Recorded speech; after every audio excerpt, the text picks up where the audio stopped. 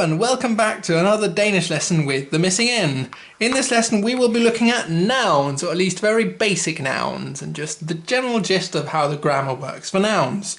So let's jump right to it, and let's jump right to our first noun, en bygning, which means a building. And yes, before you ask, how would you ask? Bygge does indeed mean to build. So this is literally a building. A building. This is the word a, this is building. Now, I split this up because we're going to have plurals down here, and over here, we're going to have the building. Wow, I just drew on that. So, in Danish, there is no word for the. What you do instead to say the building is you take this initial article and you put it at the back. So, the building would be bygningen.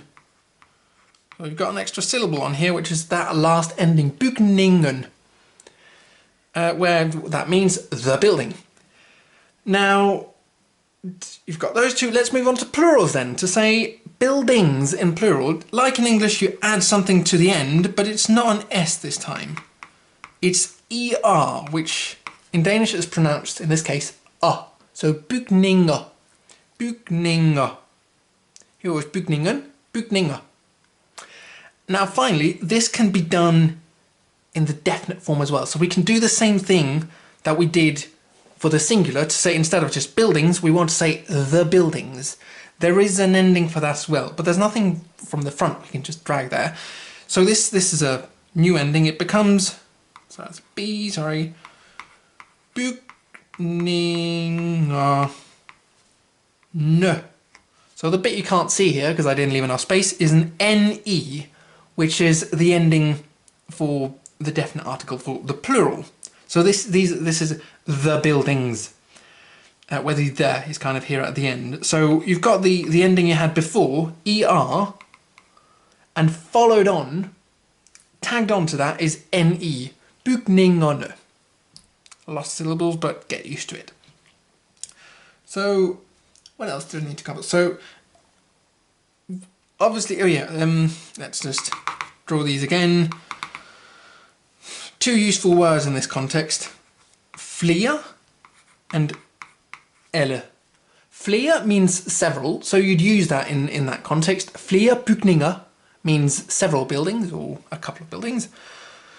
And alle bygningerne means all the buildings.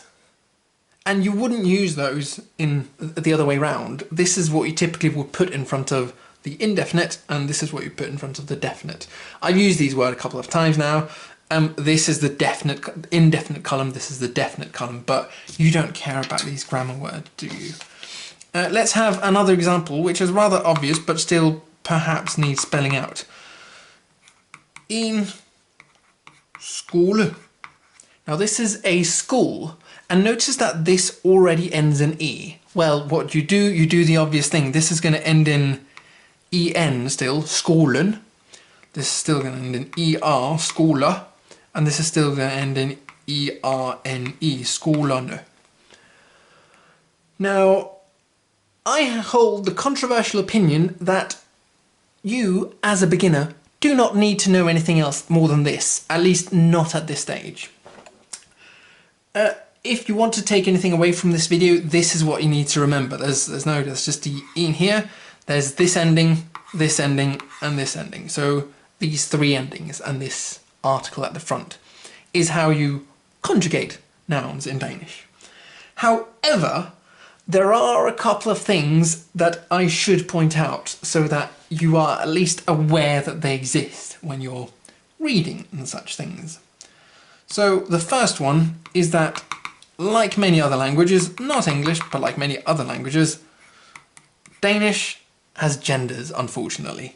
And there is no way to learn the genders other than to just remember them. So træ, which means a tree, has the other gender, which is et træ. And then we do the same thing, where we take the article and put it at the end, so this becomes træet. And lucky, for the plural, it is the same thing as before. Træer, træerne. Et træ, træet, træer, træerne. notice that this doesn't change. It's still an N here, so the plural is pretty much the same. Now, this is the first thing I need to point out. The second thing I need to point out is that there is also sometimes, and this is unrelated to genders, sometimes there is just a different type of plural. To take an example, what's a good example? Yes. In drein. Now, we've had that one before. It means a boy. Now, I'm sure you can guess what this one should be. Dreingen. That's meant to be an R. Flia, which means several. Flia. Drein. Notice that here there's no ER, it's just an E. And this is pronounced dreinge. And here you then still do the same thing. You add an NE, but because you only added an E and not an ER, it becomes dreingene. So you've got kind of this double ending here as before. In drein, dreingen, dreinge, dreingene. Right, so the reason I don't think you should worry about those things is because most nouns are going to be these nouns starting in, and most nouns are going to have the ER ending. Now this is a rule of thumb, and when I say most, it's maybe around, I don't know, 75%. So there's still a substantial amount of these other types, and they're irregular endings as well that I won't even begin to get into. But it means that at least if you see a word like treut, you won't get completely stumped. Get it? Stump. Like a tree stump. Oh, well, never mind. The point is, you should be aware of these if you are reading, but when you're just talking and writing right now at this stage, it's too much effort to think too much about these things. So go back and learn these 4 endings or 3 endings or however many you choose to quantify those. And that is all we're going to do in this lesson. Thank you for watching, and hi.